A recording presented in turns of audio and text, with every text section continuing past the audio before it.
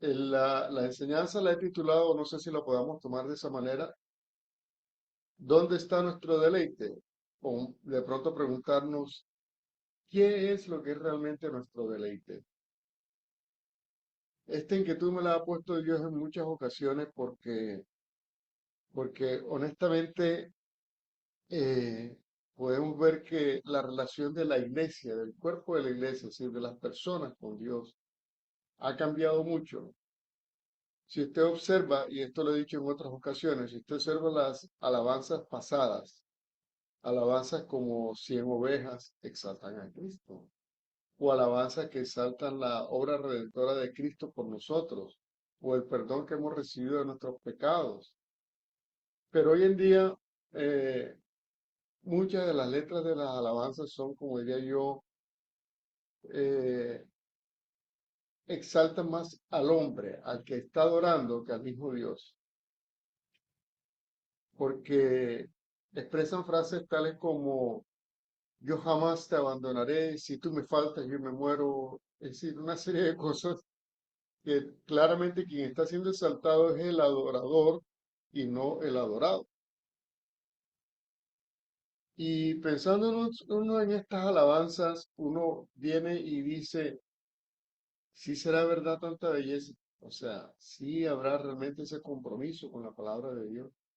El Salmo 37, en el verso 4, nos dice, deleítate a sí mismo en Jehová y él te concederá las peticiones de tu corazón.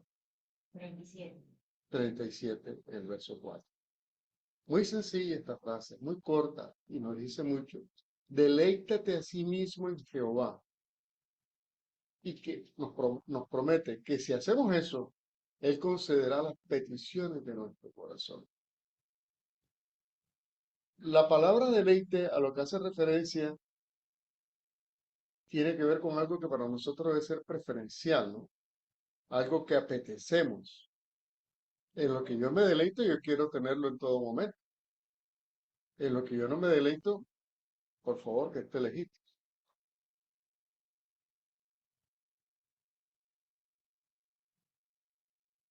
¿Apetecemos realmente estar en la presencia de Dios? ¿Realmente es eso lo que nosotros queremos? No me responda, pero piense para sí mismo, ¿cuánto tiempo dedica usted a la oración?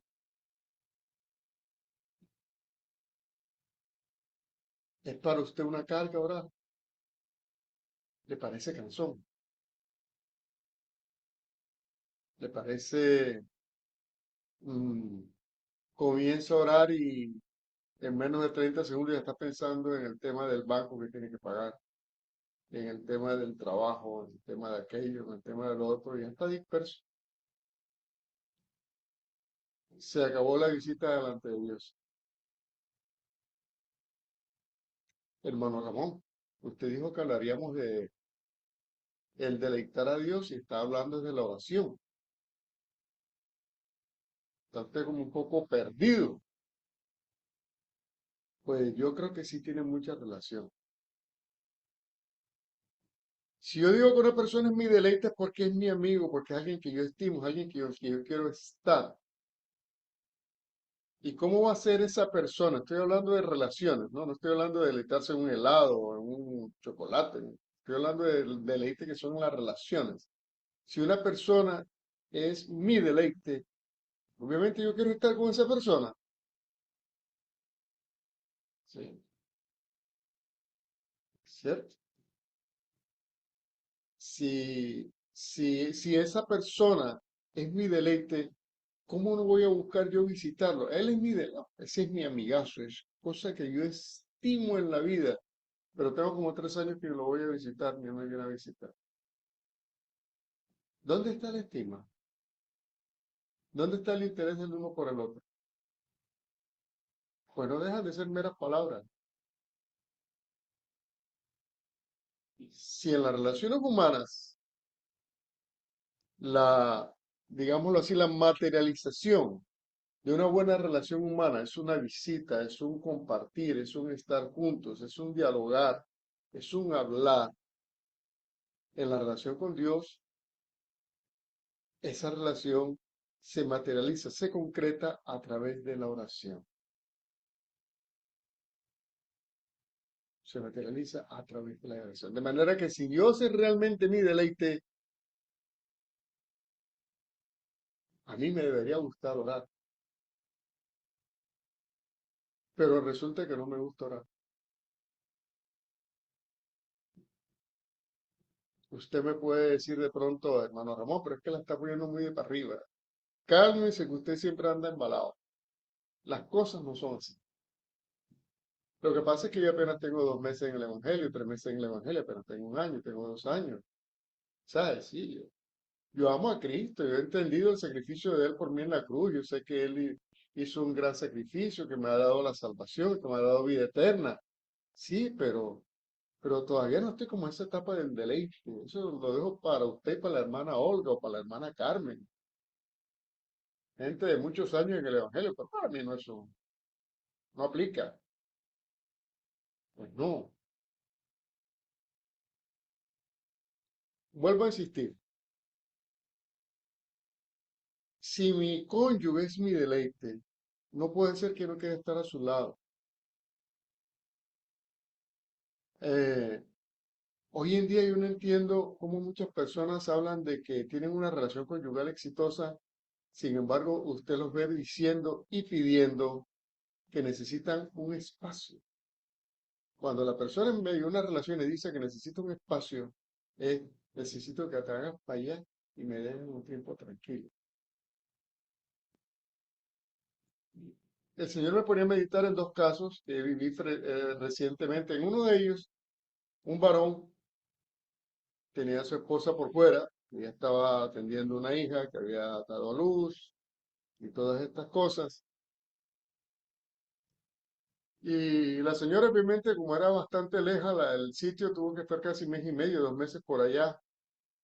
Y, ay, cuénteme, ¿y su esposa? No, ya viene.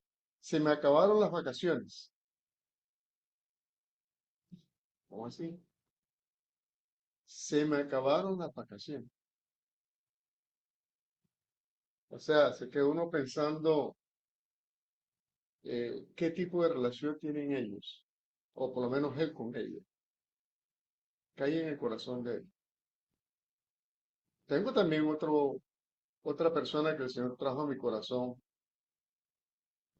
que de pronto por la cultura en la que él fue criado en esas cosas, él es un poco fuerte en la relación con su esposa y muchas veces de pronto tienen sus altercados y sus cosas, pero oiga, ellos tienen varias hijas y obviamente cuando una hija pare, cuando una hija está con algún problema, la mujer tiene que salir a atender a la hija, ayudarla en el proceso. Y este hombre, bien, pasa 1, 2, 3 semanas, pero la cuarta semana está llorando. Y, ay, ¿eso qué es? ¿Mi mujer dónde está y cuándo va a venir? O sea, realmente se nota que hay en él un aprecio por la compañía de su esposa, independientemente de lo otro. Pero se nota de que hay una compenetración entre ellos y que para él es una falta que su esposa no esté a su lado. En esos casos, diría yo, hay un deleite. Pero veo mucho sobre todo en las parejas jóvenes, uno ve frases como, no, que necesita un espacio. Entonces la esposa sale con las amigas y el esposo sale con los amigos. Y puede que esto se dé en algún momento, porque puede que sea así, ¿cierto? Y es sano, pero con cierta y relativa y demasiada, diría yo, frecuencia, porque es que necesita su espacio. Desde el 2016, ah, yo me quedé sin trabajo. No voy a decir que sí, realmente me quedé sin trabajo. Y digamos que fui libre del tema de tener una carga laboral a la cual asistir o respaldar o lo que fuese. Y en el mundo laboral del que vengo, he notado muchas cosas con mis compañeros, mis excompañeros de trabajo. Muchos de sus matrimonios se han deshecho a la hora de la jubilación. Y te dirás, no, no, pero ¿por qué? Porque resulta que él dijo o ella dijo, es que no me lo soporto. Y parece ser que algo que nosotros decíamos en el trabajo como gracia, como chiste, resultó ser cierto. Algunos de nuestros compañeros eran trabajadólogos, eran adictos completos al trabajo. Y los veía usted en la oficina y en el campo de trabajo día y noche, casi que, mejor dicho, tocaba voltearle la escoba detrás de la puerta, como decían los ancianos, para que se fuera. Y entonces decíamos, es que la mujer no lo quiere en la casa, echa para acá. Pero qué triste que resultó ser cierto, porque en el momento de la pensión, en el momento de que ya no tenía una obligación laboral para salir de casa y debía estar en casa, no se soportó con su esposa y terminaron separados. Entonces, yo le doy gracias a Dios porque desde el 2016 estoy sin trabajo y además de eso quedé con una discapacidad y pensaba seguir trabajando y no he podido trabajar.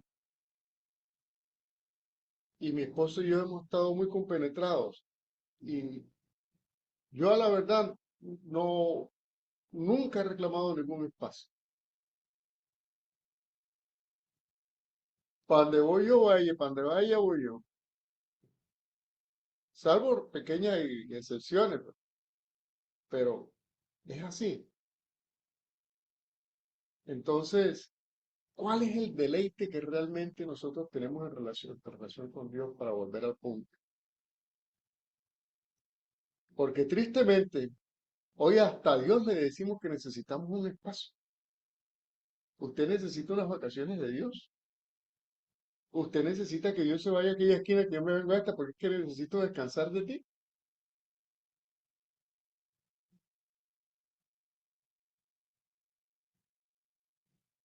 Yo realmente no entiendo. Realmente no entiendo eso.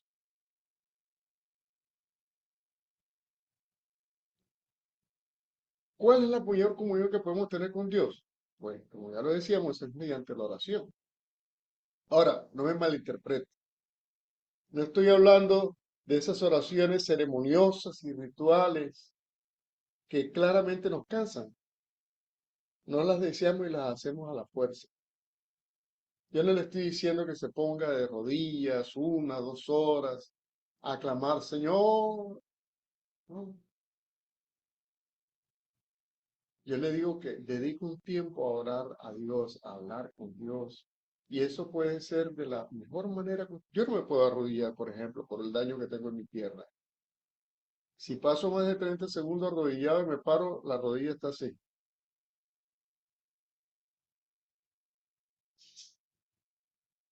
De manera que, y a veces me sentía mal porque yo no soy persona de hacer ese tipo de oración.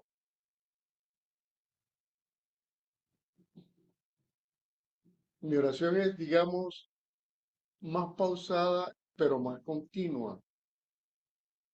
Me levanto y puedo decir, Dios, gracias porque pude despertar, gracias porque no tuve grito de alarma, gracias porque mi familia durmió bien, gracias porque hoy es un día que nos vas a ayudar.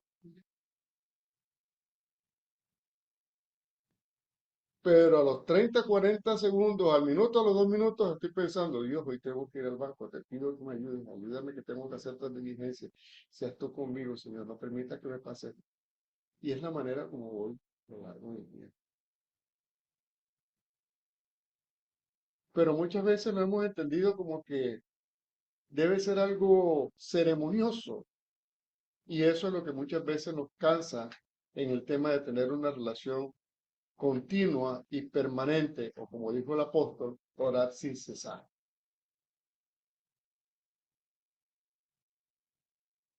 Estoy hablando de buscar la presencia de Dios, de entender que en todo momento debe buscar hacer lo que a Dios le agrada.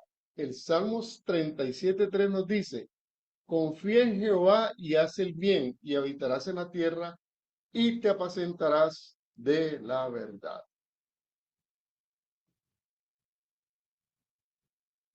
confía en Jehová y haz el bien, y habitarás en la tierra y te apacentarás de la verdad. Es decir, mi deleite es hacer lo que a Dios le agrada. Y hago esta pregunta porque me llamó mucho la atención este apunte que voy a leer en este devocional del pastor Wilkerson, que anota eso. No tanto llegar a la oración con el tema de un largo compendio de reclamaciones y de pedidos, es más bien llegar a la oración con un largo compendio de decir, Señor, ¿qué es lo que quieres tú en mi vida? ¿Qué es lo que tú deseas para mí hoy? ¿En qué te soy útil hoy? Mi esposa tuvo un bonito momento de poner la palabra este fin de semana. Estaba en uno de los supermercados aquí y ella iba a hacer este tipo de consignaciones bancarias a través de los cajeros del supermercado. Y delante de ella estaba una muchacha que el celular no se conectaba para ella poder abrir su WhatsApp y en el WhatsApp leer el número de la cuenta de la persona a la cual le iba a colocar el bendito giro o la consignación. Y la mujer estaba desesperada. Pero había cuenta que se estaba demorando y el celular no le contestaba, le dijo a la de atrás, sigue usted. Terminó la esa, le tocaba a ella, nada que le contestaba, sigue usted. Y le tocó el turno a mi esposa, pero ya en ese momento la mujer estaba exasperada. Y ya todo lo que podía decir es, rayos y centellas, zapitos y tuerca y cogido celular que no sirve para nada, claro que ya está viejo. Ya bajo una crisis de tensión porque necesitaba hacer la diligencia, iba a perder el momento. Y Dios llamó a mi esposa a decirle, ¿por qué no dejas de maldecir y te dedicas a pedirle a Dios que te permita que tu celular funcione? Yo te invito a que por un momento deja la ira que tienes, toma el celular en tu mano y dile, Espíritu Santo, ayuda a que mi celular se abra. La mujer a medio regañadiente le hizo caso a mi esposa, hizo la oración breve, el celular se abrió y pudo hacer la consignación.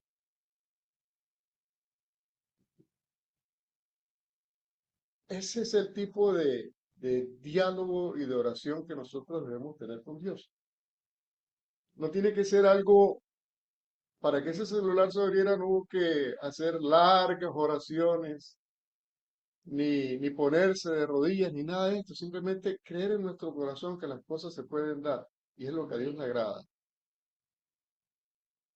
Y decía el pastor Wilkerson en este tema, decía, la oración que agrada al Señor. Él nos decía, yo creo que el tipo de oración que más agrada a Dios, muy simple y fácil de entender, es tan simple que un niño pequeño puede orar de la forma que le agrada. Los discípulos le dijeron a Jesús en Lucas 11, Señor, enséñanos a orar. Perdón. No habrían preguntado a menos que hubieran querido aprender. Creo que a la mayoría de los que están leyendo este mensaje les encantaría ser fieles en oración, pero no saben cómo, en nuestro caso. Simplemente no entienden el propósito de la oración y hasta que se comprenda este propósito vital, nunca podrán mantener una vida de oración plena y significativa. Muchos cristianos oran solo por un sentido de obligación. Piensan en la oración como algo que se supone debo hacer. Otros oran solo cuando les sobreviene una tragedia o una crisis y luego no vuelven a orar hasta que surge la siguiente dificultad. La oración no es solo para nuestro beneficio, sino también para el deleite de nuestro Dios. No solo debemos interceder por las cosas que necesitamos, sino que debemos pedir las cosas que Él desea. A menos que estos dos elementos vayan juntos, no tenemos una base sobre la cual construir una vida de oración. Mientras que buscamos bienestar y ayuda del Señor y Él desea tener una comunión con nosotros, dice Mateo 6:25, por tanto os digo, no os afanéis por vuestra vida, que habéis de comer, o que habéis de beber, ni por vuestro cuerpo, que habéis de vestir. ¿No es la vida más que el alimento y el cuerpo más que el vestido? Mateo 6:33 al 34 nos dice, mas buscad primeramente el reino de Dios y su justicia, y todas estas cosas os serán añadidas. Así que no os afanéis por el día de mañana. Y Mateo 6:8 nos recuerda, no os hagáis pues semejantes a ellos, porque vuestro Padre sabe de qué cosa tenéis necesidad antes que vosotros la pidáis. Dios nos está diciendo, cuando entres en mi presencia, centra tu atención en la comunión conmigo, en llevarme a conocerme. No dejes que tu atención se centre en las cosas materiales. Yo sé cuáles son tus necesidades, para que ni siquiera tengas necesidad de preguntar.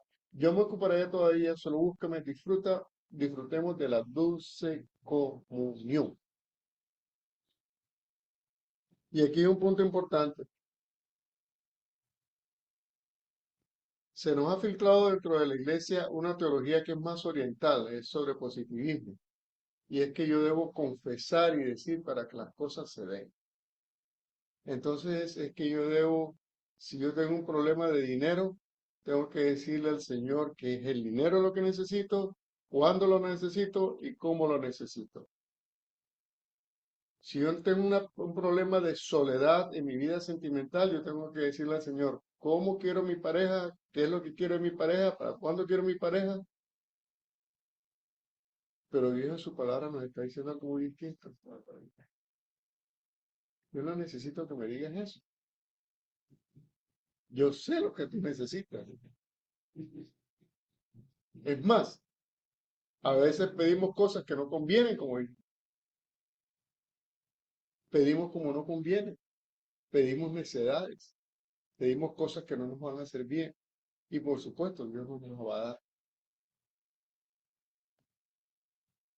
Luego, lo más importante es el disfrutar de esa dulce comunión.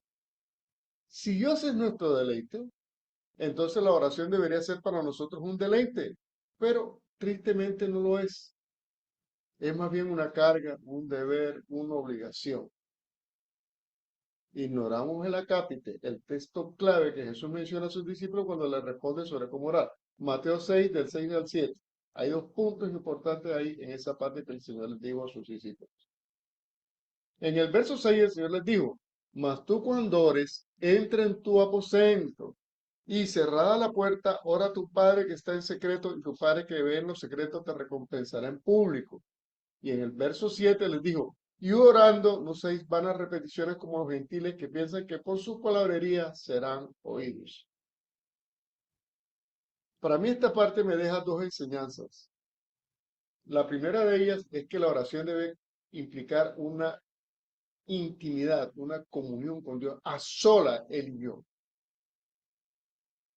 Tiene que haber un momento en que usted ora a solas con Dios, donde no esté ni siquiera su cónyuge involucrada en esa oración. Puede que esté a su lado, pero ore entonces mentalmente, hable a solas con Dios. Porque es necesario que cada uno de nosotros, como dijo él, entre en su aposento y cierre la puerta. Está hablando y está recalcando que debe haber una relación de intimidad, de cosas solas entre tú y yo. Y la otra parte, que es mucho más importante también, no seis vanas repeticiones. Entonces, muchas veces mecanizamos la oración y la volvemos un compendio de pedidos, y siempre es el mismo pedido tras el mismo pedido. Y volvemos a pedir y oro por mi mamá, por mi papá, por mis hermanos, por mis hijos.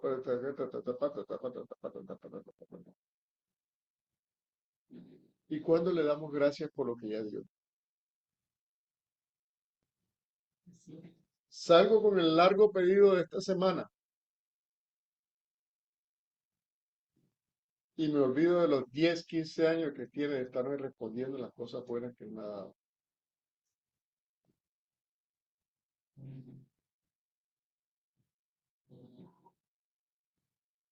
Entonces, cuando intentamos orar de manera ceremonial, de manera acartonada, es muy fácil que nuestra mente termine por allá divagando en otras cosas.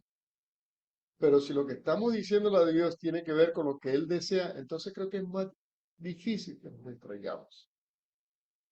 Cuando tenemos una conversación real con Él. ¿Qué desea Dios, por ejemplo? La paz en la vida de los hombres, pero no una paz de tontos. Una paz que involucre que el corazón de los hombres cambie, por poner un ejemplo. O podemos meditar qué desea Dios en mi vida. ¿Qué creo yo que Él quiere cambiar en mí? Pensemos en ello en nuestro momento de comunión privada con Dios.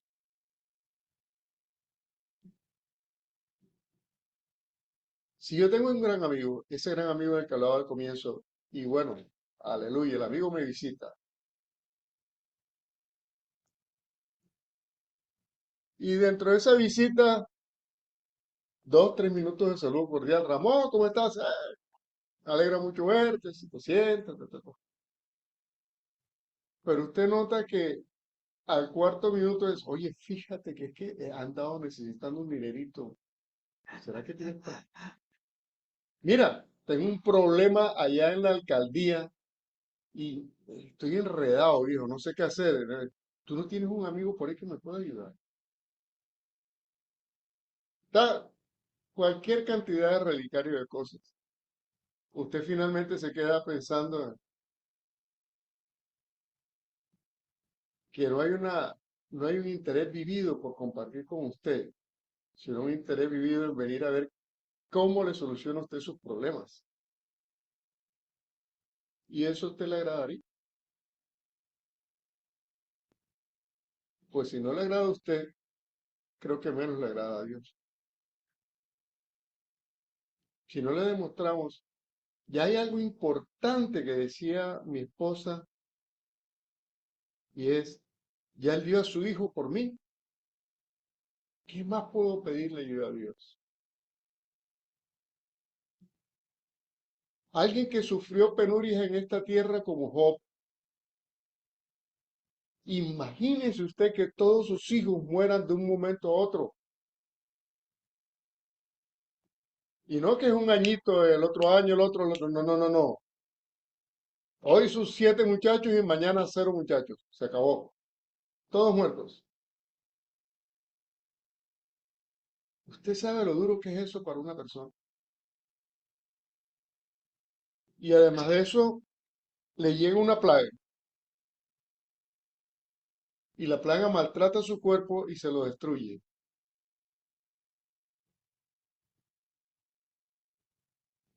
Usted podría pensar, y aquella mujer que usted piensa que va a ser su ayuda idónea, lo que le dice es, maldice a tu Dios y muerte.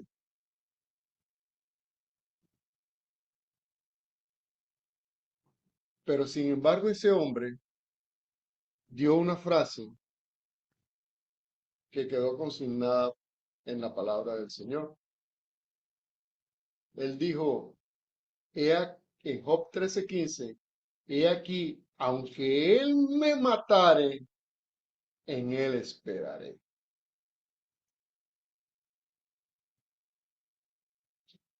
Es decir, aunque él me mate, yo creo en mi Dios.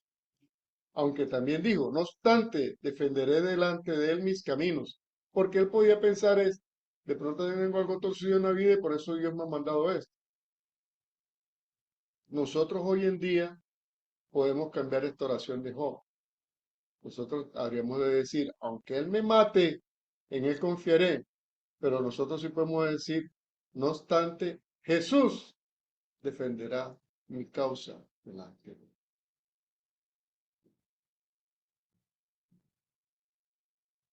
De manera que podemos tener situaciones adversas, pero nosotros somos los que debemos saber si es realmente Dios nuestro deleite o no lo es. Mateo 6, del 9 al 13, Jesús les dijo, vosotros pues oraréis así. Padre nuestro que estás en los cielos, santificado sea tu nombre. Venga tu reino, hágase tu voluntad como en el cielo, así también en la tierra. El pan nuestro de cada día danoslo hoy, y perdónanos nuestras deudas como también nosotros perdonamos a nuestros deudores. Y no nos metas en tentación, mas líbranos del mal, porque tuyo es el reino, el poder y la gloria por todos los siglos. Amén. Si Cristo dijo que no usáramos vanas repeticiones, ¿por qué dijo esto? Y de hecho lo usamos entonces nosotros como una vana repetición, porque debemos meditar en cada uno de los apartes que él dijo ahí. Usted no tiene idea, para un judío antes de Cristo, un judío no podía llamar a Dios Padre, porque Dios es nuestro Padre biológico, pero en la relación que Dios quiso establecer con el pueblo de Israel, lo más importante era la paternidad espiritual, y esa sí la habíamos perdido. Esa la hemos perdido todos los seres humanos. Somos criaturas de Él, es decir, Él físicamente, nuestro cuerpo, nuestras cosas, Él las hizo, sí. Somos su producto, su creación, otra cosa. Eso es lo que somos. Pero espiritualmente, tú por allá, por acá. Luego, esa mera frase con la que Jesús empieza la palabra es toda una revolución, es todo un revolcón en la relación que hasta ese momento el hombre había llevado con Dios. Llamar a Dios Padre. Padre nuestro que estás en los cielos. Y comienza a santificar el nombre de Dios y declara su reino y pide que sea la voluntad de Él sobre nuestra tierra. ¿Qué está haciendo inicialmente? Está adorando y alabando a aquel que no es. Y después pide por las cosas que Él necesita. El pan nuestro, perdonar nuestras deudas, librarnos de la tentación. Pero lo primero es tener esa relación cada. El Salmo 112 en el verso 1 nos dice, bienaventurado el hombre que teme a Jehová y en sus mandamientos se deleita en gran manera. Aquí escuchamos de otro deleite. Ahora no solamente nos dicen que nos deleitemos en Dios, sino que nos deleitemos en sus mandamientos. Y pregunto yo, ¿sus mandamientos son nuestro deleite o son nuestra carga? Porque primera de Juan 5, del 1 al 3, dice algo que me llamó mucho la atención cuando estaba haciendo este estudio. Primera Juan 5, del 1 al 3 dice, todo aquel que cree que Jesús es el Cristo es nacido de Dios, y todo el que ama al que engendró, ama también al que ha sido engendrado por él. En esto conocemos que amamos a los hijos de Dios cuando amamos a Dios y guardamos sus mandamientos. Y en el verso 3 nos dice, pues este es el amor a Dios, que guardemos sus mandamientos, y dice, y sus mandamientos no son gravosos. La palabra gravoso implica pesado, molesto, cargante, fastidioso, inaguantable, insufrible. Son los mandamientos de Dios así para nosotros. Ahora bien,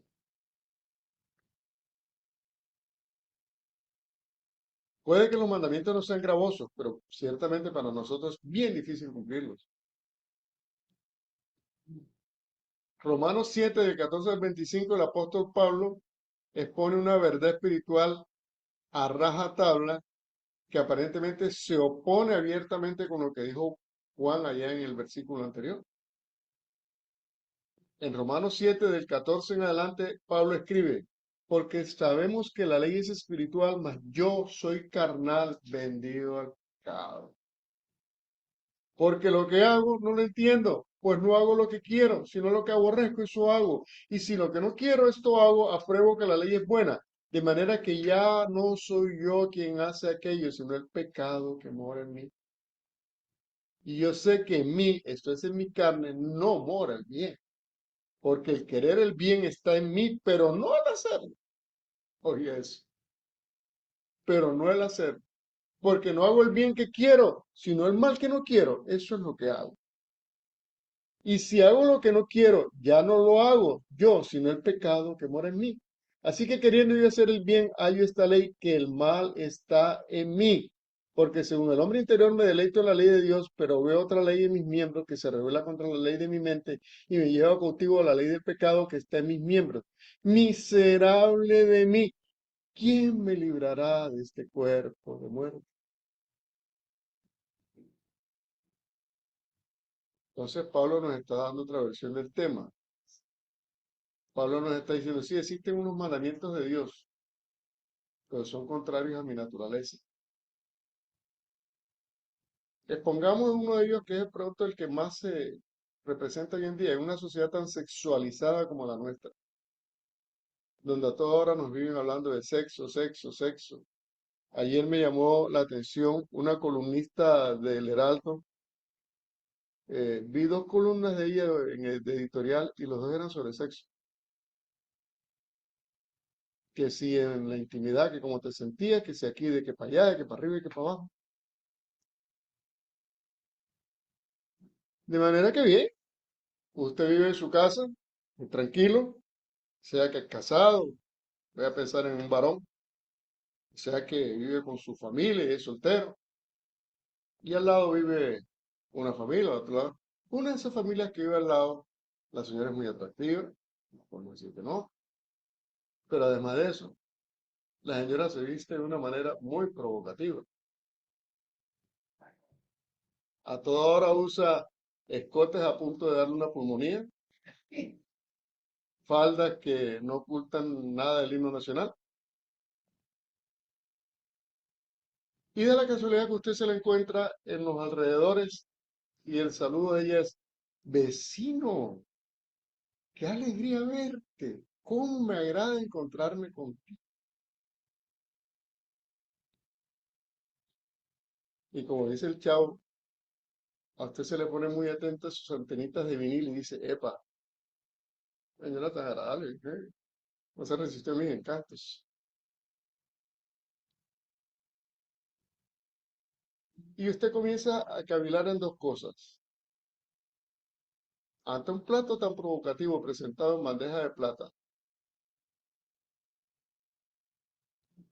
usted piensa, pues sí, estamos un poquito lejos de la casa, podemos charlar, la voy a invitar a una heladería, que comamos un helado, que no sé qué más.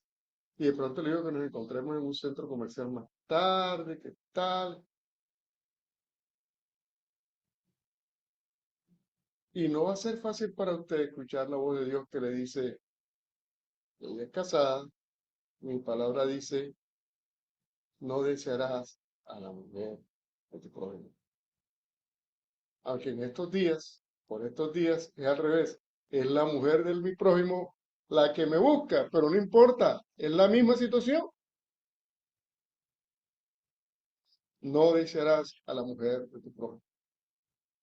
Y hay una lucha en usted, y para usted es fácil de pronto decirle, vecina, muy agradecido, créame que para mí también es muy agradable encontrarla. Dios me la bendiga. Hasta luego.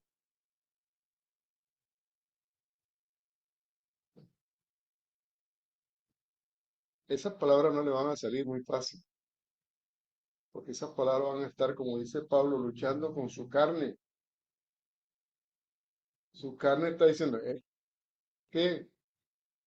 Tras de bobo y tan cotudo. Ajá, compañero. Plato servido a la mesa. ¿Y usted qué va a hacer, niño? Va a salir corriendo por otro lado. O de pronto el Espíritu Santo le pone en usted aquel conocimiento que le dice, mejor que digan, aquí corrió que aquí murió. Porque la palabra de Dios nos dice, y este se lo voy a leer de la versión Reina Valera 1602, porque la Reina Valera 1960 lo ha tergiversado un poco y no se entiende. Pero en Proverbios 6:26 lo que dice, habla de dos mujeres distintas. Y en la Reina Valera 60 se ve como si fueran la misma mujer, pero son dos mujeres distintas. En Proverbios 6:26 dice, porque a causa de la mujer ramera es reducido el hombre a un bocado de... Pero a continuación dice, Y la adúltera caza la vida preciosa del hombre. Porque es que la mujer ramera es aquella que acepta tus proposiciones, pero en últimas ella puede tener una condición social, económica, que la fuerza demasiado y de pronto la obliga a ello. Pero la otra no tiene eso. Tiene su marido, él es proveedor, la tiene todo. Sin embargo, te busca. Y la palabra dice que esa lo que hace es que caza la vida preciosa del hombre.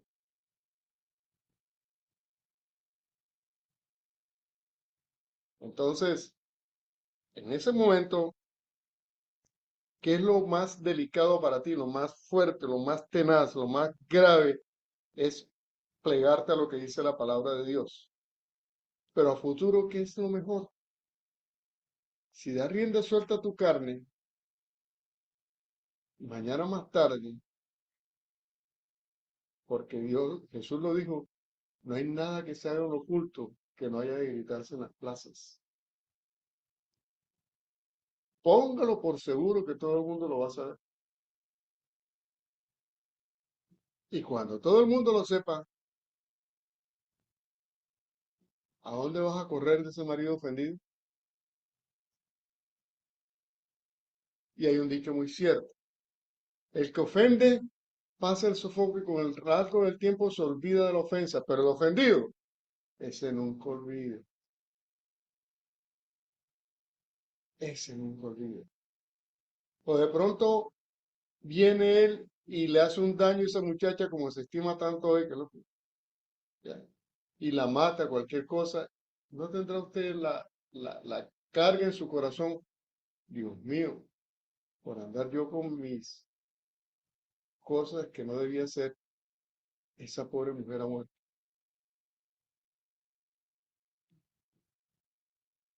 Entonces, ¿es el mandamiento gravoso? Sí, es gravoso, pero su fin último es muy bueno. Es lo mejor que nosotros podemos hacer, atender el mandamiento del Señor. El Señor me ponía otra connotación en mi mente. Usted va por la calle y ve una persona delante suyo y se le cae un fajo de billetes. Ya todos sabemos que los fajos de billetes de los bancos son 100 billetes. Y si son de 10.000, y si usted tiene una situación delicada en la casa, que tuvo a los muchachos estos días pidiéndole cosas y usted no tenía con qué, y, y ese fajito de billete de 10.000, como que te dice, coge, y usted sí lo coge. Pero acto que lo coge, viene la siguiente pelea. Le aviso a la persona, oiga, doña, señor, lo que sea, se le cayó, mire. O más bien ella va para allá y yo doy el giro y cojo para acá.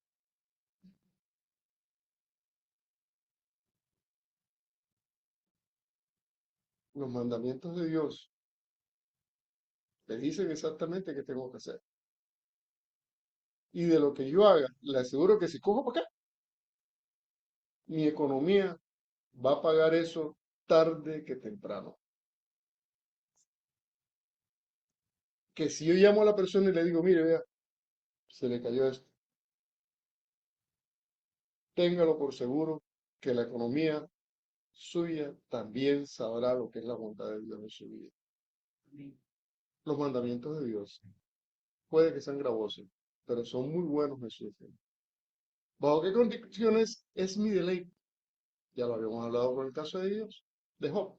Pero si es muy grande la prueba que estoy pasando, si es muy grande la tentación, si es muy grande aquello o lo otro para que Dios continúe siendo mi deleite. El apóstol Pablo en 1 Corintios del 10, verso 13 nos dice, no os ha sobrevenido ninguna tentación que no sea humana, pero fiel es Dios que no os dejará ser tentado más de lo que podéis resistir, sino que dará también juntamente con la tentación la salida para que podáis soportar. Lo confieso, mi deleite es la programación. Me encanta la programación de computadoras.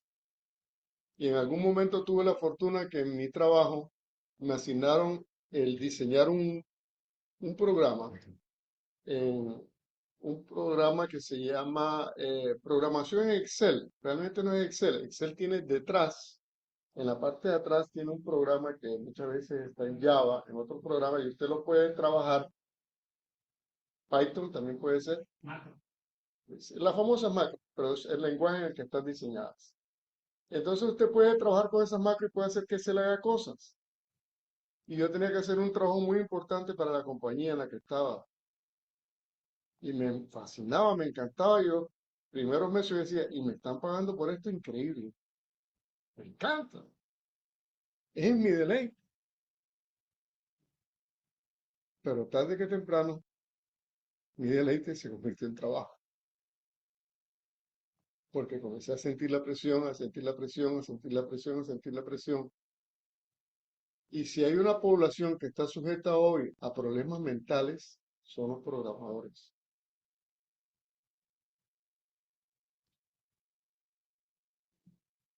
La gente que se dedica a la programación está muy sujeta a poder tener ese tipo de problemas. Entonces, siempre podemos tener un deleite en esta vida, ¿sí? Pero ojalá que el deleite real de nuestra vida sea Dios.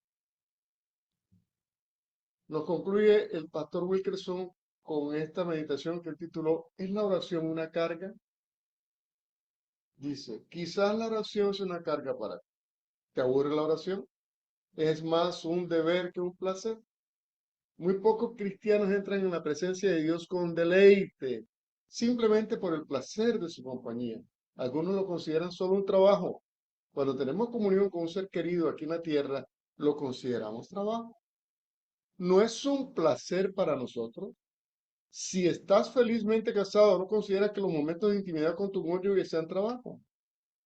Cristo compara su relación con su pueblo con la de marido y mujer. Y la Biblia dice que Jesús se deleita en nosotros. El hecho es que el placer de un marido al disfrutar de la intimidad no es simplemente la satisfacción de sus propias necesidades. No, su verdadero placer está en el gozo de saber que su esposa comparte su deleite. Él dice en su corazón, ella realmente quiere estar conmigo. Yo soy el primero en su corazón. Soy todo para ella. Sabemos que el Señor se deleita en su pueblo. David dijo, me libró porque se agradó de mí en el Salmo 18 y 19. Las escrituras nos dan una imagen del Señor de su exuberante deleite en nosotros. Nos deleitamos en Él. La Biblia nos dice, deleítate a sí mismo en Jehová y Él te concederá las peticiones de tu corazón. Deleitarse en el Señor no significa simplemente estar feliz en su presencia. Le pregunté al Señor, dice David Wilkerson, ¿qué significa la palabra deleite? Y él respondió, David, deleitarse en mí significa simplemente poder decir, preferiría estar con Jesús que con cualquier otra persona en la tierra. Prefiero su compañía a la de mi cónyuge, a la de mi familia, a la de mis amigos. Lo prefiero por encima de todas las celebridades, de los líderes mundiales, incluso los grandes hombres y mujeres de Dios.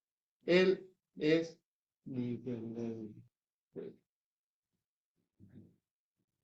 También significa poder decir, anhelo estar encerrado con Jesús porque Él es el único que puede satisfacerme. Todos los demás me dejan vacío y insatisfecho. Nadie más que Jesús puede satisfacer mis necesidades más profundas. Corro hacia Él tan a menudo como puedo. Luego, esta es mi conclusión. Nuestro deleite debe ser Dios, pero ello no implica que no tendré una lucha diaria para agradarle. Isaías 58, del 1 al 8, nos relata algo muy importante. De los ejercicios espirituales más trascendentes, incluso que la oración, creo yo que es el ayuno. El ayuno es un ejercicio espiritual de mucha más trascendencia que una oración. Y respecto al ayuno, el Señor manda a través de Isaías un regaño a su pueblo porque estaban haciendo los ayunos de una manera inapropiada. Y les dice, clama a voz en cuello, no te detengas. Alza tu voz como trompeta y anuncia a mi pueblo su rebelión y a la casa de Jacob su pecado. que me buscan cada día y quieren saber mis caminos como gente que hubiese hecho justicia y que no hubiese dejado la ley de su Dios. Me piden justos juicios y quieren acercarse a Dios, porque dicen, ayunamos y no hiciste caso, humillamos nuestras almas y no te diste por entendido. He aquí que en el día de vuestro ayuno buscáis vuestro propio gusto y oprimís a todos vuestros trabajadores. He aquí que para contiendas y debates ayunáis y para ir con el puño inicuamente. No ayunéis como hoy para que vuestra voz sea oída en lo alto. Es tal el ayuno que yo escogí, que de día aflige al hombre su alma, que incline su cabeza como junco, que haga cama de silicio y de ceniza. Llamaréis esto ayuno y día agradable a Jehová. ¿No es más bien el ayuno que yo escogí, desatar las ligaduras de impiedad, soltar las cargas de opresión y dejar ir libres a los quebrantados y que rompáis todo yugo? ¿No es que partas tu pan con el hambriente, los pobres, errantes, albergues en casa, que cuando ves al desnudo lo cubras y no te escondas de tu hermano? Entonces nacerá tu luz como el alba, tu salvación se dejará ver pronto, irá tu justicia delante de ti y la gloria de Jehová será tu retaguardia. Y el Señor nos relata algo mucho más triste que lo que hicieron los hebreos del Antiguo Testamento, que hacían los hebreos del Nuevo Testamento.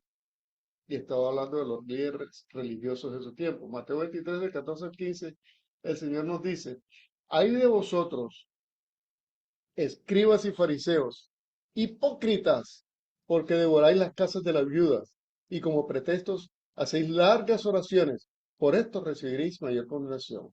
Hay de vosotros, escribas y fariseos, hipócritas, porque recorréis mar y tierra para hacer un prosélito, y una vez hecho, le hacéis 2 veces más hijos del infierno que vosotros. ¿Qué estaban haciendo estos hombres? Orar. Iban a las casas de las viudas a orar, por supuesto, a la casa de las viudas adineradas. ¿Con qué objetivo? Te vi llegar, te vi caer. Ese era el real objetivo detrás de esas largas oraciones. Iban y hacían prosélitos, iban y predicaban la palabra de Dios para que se convirtiesen al judaísmo, pero lo que hacían era transmitirle a ellos sus malas enseñanzas. Como dice Jesús, lo hacen 2 veces más hijos del infierno que vosotros. Hubo dos cosas que debemos tener en cuenta. ¿Cuál es el real objetivo de nuestras oraciones? Y el otro más importante también es, cuando prediquemos la palabra, cuando Dios nos dé la oportunidad de tener un hijo espiritual, alguien que haya aprendido de Cristo de nosotros, cuidémoslo. Busquemos que Él sea prosperado en los caminos del Señor. Vamos a orar. Amado Dios, te damos gracias. Gracias porque nos has permitido compartir tu palabra. Ayúdanos, Señor, en este tema de que tú seas nuestro deleite. Sabemos, Dios, que hoy tenemos tantas cargas, tantas cosas que oprimen nuestro corazón. Te pedimos que toques nuestro corazón para que tu palabra sea realmente nuestro deleite. Señor, que aprendamos a orar contigo de manera sincera, franca, sin acartonamientos, sin formalismos, sin pomposidad, que a ti no te agrada, Dios, sino con un corazón sencillo y humilde, como decía tu hijo, Pastor Wilkerson, como un niño, como un pequeñito, creyendo que tú escuchas nuestras oraciones, interesados en alabarte, en bendecir tu nombre, interesados en saber lo que tú quieres de nosotros y no lo que nosotros queremos de ti. Porque lo que nosotros queremos de ti, dice tu palabra, que ya tú lo sabes, Señor. En el nombre de Jesús te damos las gracias. Amén. Amén.